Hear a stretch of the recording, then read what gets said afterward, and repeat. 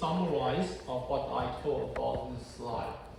For each input feature vector, we calculate the so-called bias weighted sum followed by an activation function.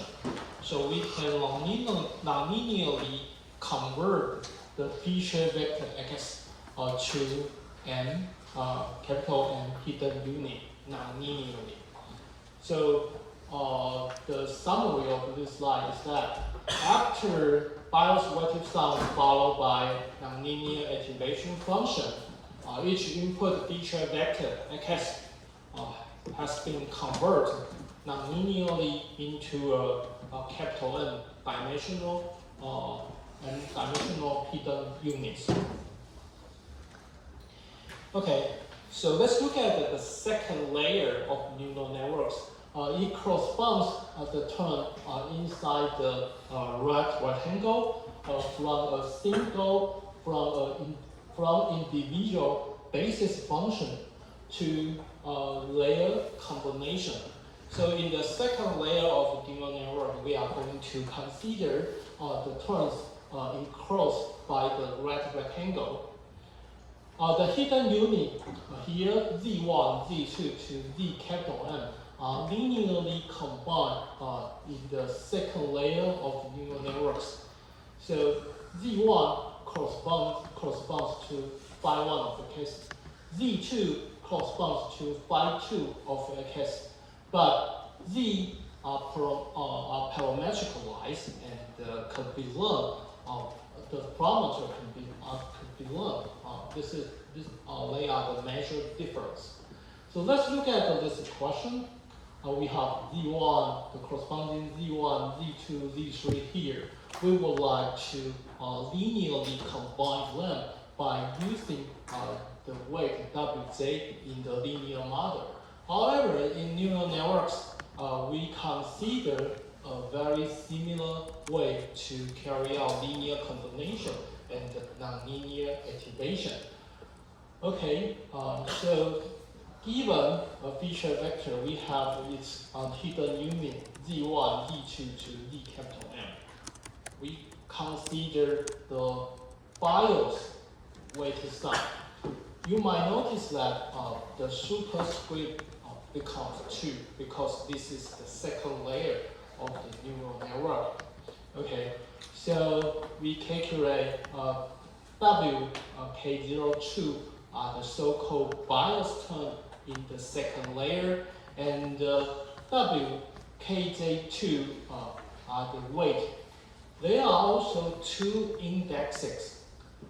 K is used to index the output from ranges from 1 to capital K if we want to have capital K dimensional output. And the J is used to index the hidden unit.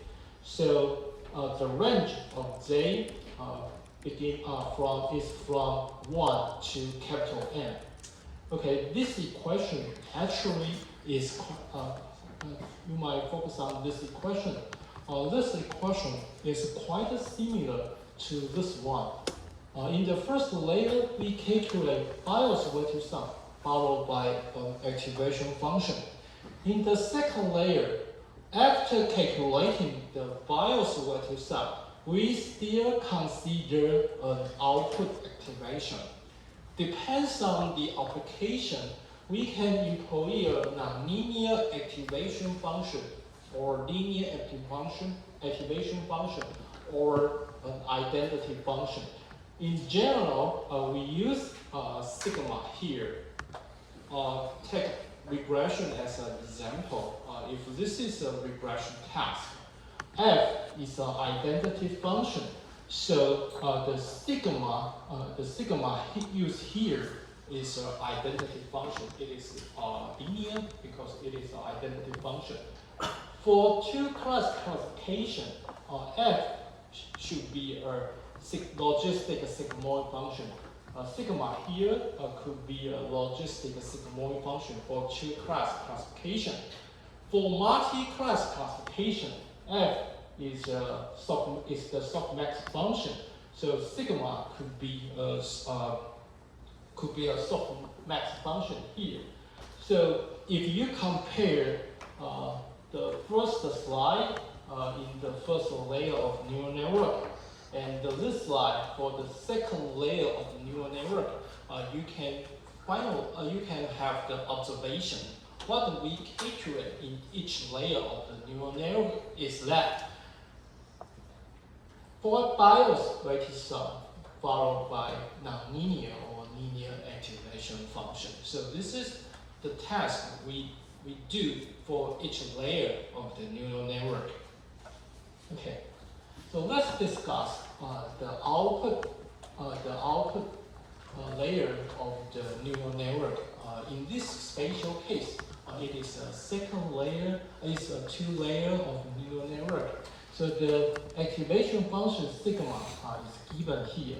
Let's consider three cases for regression, two-class classification, and multi-class classification. For regression task, sigma here is an identity function.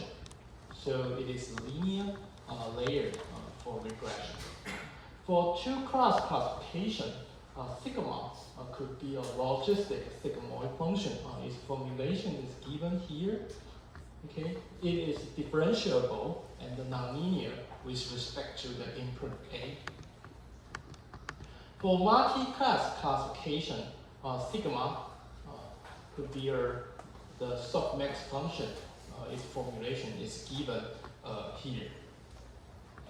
Okay, so to summarize what I taught, let's consider its compact representation first. So to summarize, to merge all the equation in the previous slide, we can use this formulation to describe the two-layer neural network. First of all, in the first layer, or in the inner parenthesis, we calculate the BIOS weighted sum. We calculate BIOS weighted sum, followed by activation function or nonlinear activation function. We apply H to AJ, we get hidden unit DJ. So this they are the two steps we do in the first layer of neural network. Okay. In the second layer, we calculate the BIOS weighted sum. The target for calculating BIOS weighted sum becomes hidden units. So we calculate AJ, the BIOS weighted sum, followed by the activation function. So this is in the first step of the second layer, we calculate AK, BIOS weighted sum, and the second step in the second layer is the activation function. We apply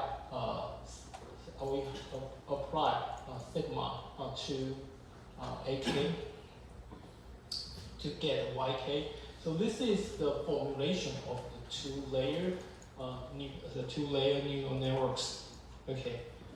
So there are a set of learnable parameters. We use W in board to denote the collection of learnable parameters, including WJI1, WJ01, WK02, and the WKJ2. Their collection are denoted by W. To have a compact representation, we would like to absorb the BIOS parameter into the weight parameter. So let's define a dummy basis function. This is we set x0 to 1. If you compare the inner parameter, you consider if you compare the terms inside the inner parameter to those inside the inner parameter, you can check their equivalence. The sum operator begins from 1 to capital D, and the list sum operator begins from 0, and the 0 is used to integrate the BIOS term. Okay, if you set a W0 to 1, so you can consider the BIOS term here. And the similar operation could be applied to the second layer of the neural network.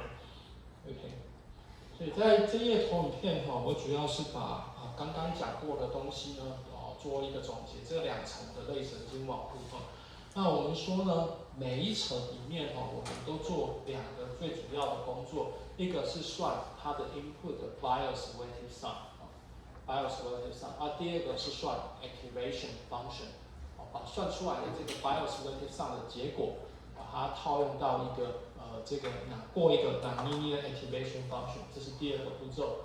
那所以呢，我们在这边呢用的解释就是这样子就是说呢。这个我们说这是一个2层的类神经网络，为什么呢？第一层里面呢，我们先算 BIOS weighted sum， 就是它输入的东西呢，这个 x 它的 BIOS 然后还有 weighted sum 2个东西的结合，这叫 BIOS weighted sum， 然后再过一层这个非线性的转换 nonlinear activation function h of aj 就等于 dj， 所以得到的呢就是非线性转换后的hidden unit 就是从这个 x 转到变 z 那第2层呢，就把第1层的输出视为它的输入所以它做的事情也是一样先算 BIOS weighted sum， 它的 BIOS 在这边，然后 weight 在这边，那只是它做的对象呢不再是 x， 而是第1层算完的结果，就是这些 hidden unit， 从 d1、d2 一直到 d 大 n。这些东西呢，就是第1层的输出，就是第2层的输入那所以呢，它就算这些 dj 的这些的 BIOS weighted sum那这是第1个步骤。然后第2个步骤呢就是过这个 activation function 那这是一个2层的类神经网络那为什么我们讲2层呢？主要原因是因为它跟线性的模型呢有一个对应的关系。那里面只要做一些转换，就是这些 W 呢，这些 basic function 的这些呢是可参数化，而且参数都是可循的，那就对应到的是一个2层的网络。但是类神经网络不一定要是2层，它可以是多层的，3层、5层、10层，都可以。那这个是一个2层的一个特别的版本。那这个数学式因为有了这个 BIOS term， 看起来这些数学符号特别的多。那它这边呢，为了让这个表示呢看起来比较精简一点，所以呢，它就呢把这个它就多了一个维度就是原来的输入的维度是从 x1 到 x 大 D， 那它就把第0维其实原来没有这个，它增加了一个维度，而且把这个维度的值永远都设成1，那你就可以把这个里面的这个括号里面的东西呢，对应到这个下面的这个数学式这括号里面的东西。那你可以去验证这2者之间的相似性主要是这个加总的符号，这边是从0开始的。那你这边0呢带进去了以后 ，x0 就等于1，那这边呢 w J01 就变成是这个 BIOS term，它就是用这个技巧把它的这个 BIOS term 把它吸收进去。同样的，这个第2层的 BIOS term 也可以用一样的方法吸收进来，所以它的这个2层的类神经网络就是可以显得蛮简洁的Okay, so let's talk about feed-forward neural networks. So we consider that we given the input we can calculate the output by using this question. And we say this evaluation is feed-forward or the forward propagation. Let's look at the term forward propagation. If you look at this figure, on the left-hand side of this figure is the input to the neural network. We have one feature vector x as the input x1, x2 to x capital D. This is a d-dimensional feature vector. And we also have one additional dummy input. This is used for the BIOS term. Then we calculate the BIOS relative sum followed by the activation function. We get the output of the first layer or the input to the second layer. We get a set of hidden units, Z1, Z2 to Z capital M. They are generated by the first layer of neural network, and they serve as the input to the second layer of neural network. Just like the first layer, we create Z0 for the BIOS term in the second layer. After the second layer evaluation, we get the output. If we want to have a capital K dimensional output, we need to create capital K neurons in the last layers. Okay, so in this figure is used to represent a two-layer neural network. In this figure, nodes are used to indicate input hidden unit or the output variable, and the link are used to indicate the learnable parameters, such as the learnable parameter in the first layer and the learnable parameters in the second layer. One link for each learnable parameter. And the arrow here is used to indicate the propagation direction from the input, intermediate result, and the output. So this is the forward propagation from the input side to the output side. So this is one direction propagation. So this is called forward propagation.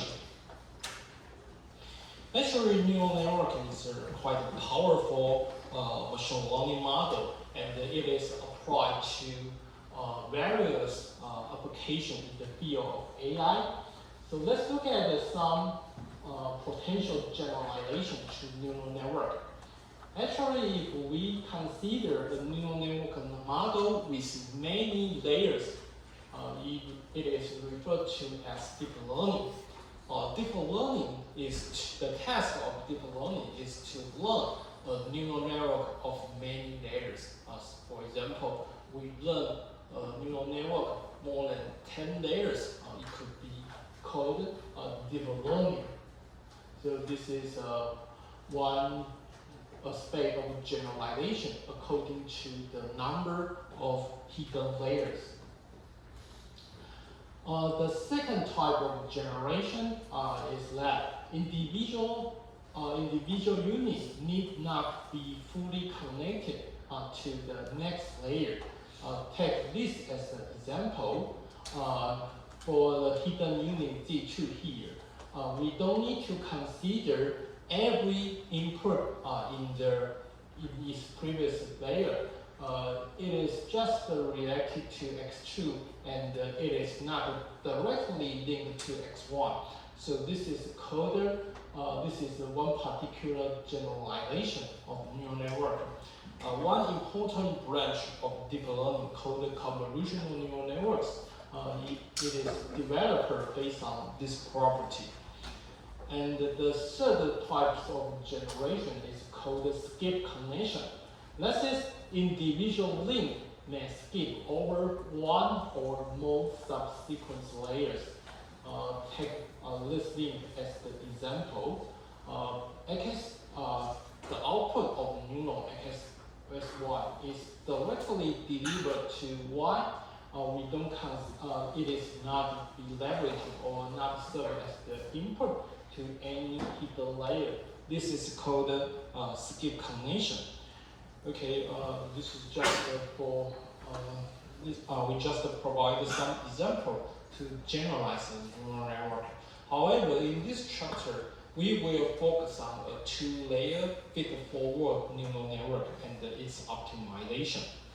I just want to express that neural network is quite general. We can use different ways to generalize a neural network to facilitate different applications. In the following, let's discuss the fitting power of a neural network. Okay, so there are 4 examples we focus on the first example in the beginning. In this figure, we consider a regression task. We have some training data. Each blue point is used to indicate one particular training data. This is a one-dimensional regression task. The input is one dimension, and the output is also one dimension. Okay, so each training data is a blue point. Actually, the underlying unknown ground truth for regression is f of x is set to x squared. So this is the ground truth. Actually, the ground truth curve is given here. We know we can employ the basis function to project the input from the input space to a one-dimensional space. In this case, we consider three basis functions. The goal of basis function is to project a data point into a one-dimensional real value. So this is the green curve, the magenta curve, and the orange curve are used to represent three basis functions. So the basis functions are given here. We know we calculate the bias weighted sum followed by an activation function to get the output. So the red curve is the prediction by neural network by combining the three basis functions. So as you can see, we just use three basis functions can almost perfectly recover the curve. F of x is set to x squared. This is the second example. We change the ground truth from x squared to sine of x. And we also learn three basis functions, the green curve, the brown curve, and the magenta curve. By combining them, and we can get the prediction, the red curve. As you can see, you can almost perfectly recover the sine of the x. And here are two more examples. Neural network can be used to approximate absolute value of x and have a side step function. 接下来投影片就是在讲就是说为什么neural network 它是相当的 powerful。那这一页呢，我们不是用实际上严谨的证明，而是用四个例子用4个例子。那这都是 regression 一维的 regression 的问题。那我们知道就是说在学这个类神经网络的时候，我们需要去学这个 basis function 嘛，就是 phi1, phi2, phi3， 这边都是只有举3个例子而已那它就是把这个 input 做 bias weighted sum， 然后再过这个 activation function， 所以出来的呢，当你变动 x 呢，它出来的就是一条 curve， 一个 basis function 就变成一个 curve， 就好像之前的那些什么 polynomial 的那些 basis function， 高频 basis function， 当你学3个的时候，你的3个 curve 就长这样子。当你把这些 curve 做一些组合，线性的组合，再过这个非线性的 activation function， 那它就有办法得到这个红色的它预测的结果。红色的不是 ground truth， 红色的是预测的结果就是把这3个 basis function 合起来的结果。你可以看到它只学了3个 basis function 就可以把这个2次的这个x square 这个 curve 把它逼近得很准。那同样的你可以看到它还可以去逼近使用3个 basis function 可学习的3个 basis function， 它也可以去逼近sine 或者是 x 的绝对值，或者是这个 Heaviside 的这种直接从0跳到1的这种 function， 它都有办法去逼近。So here are 4 examples for regression. Actually, neural network can be used for classification. So in the following, we consider complicated three-class classification task. So this is a two-dimensional space with data of three classes: class orange, class blue, and class green. And we can learn the neural network we can learn two-layer neural network with 64 hidden units. Then we can carry out three-class classification by employee softmax function. So this is the underlying decision boundary learned by neural network. So the green shaded region is for data of this class blue here. So we can have the decision region for the other two classes. So as you can see here, the decision boundary are non-linear with respect to the input. Therefore, neural network is a non-linear classifier. So we just consider a small neural network model of two layers with 64 hidden units. We can have almost perfect classification result for the three-class classification task. Okay, so is there any question about neural network so far?